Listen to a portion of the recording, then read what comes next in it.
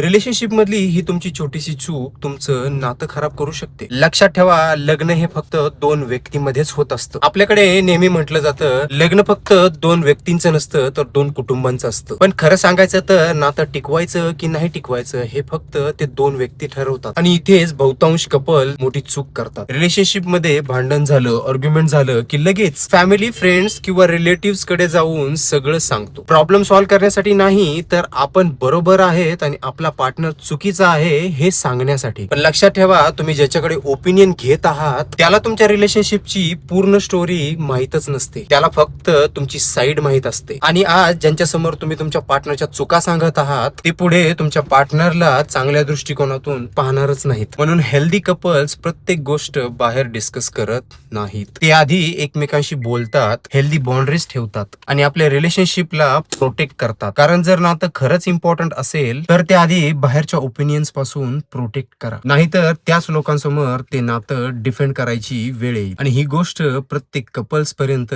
पोहोचायला हवी. आणि विचार पडत असतील तर नक्की फॉलो करा.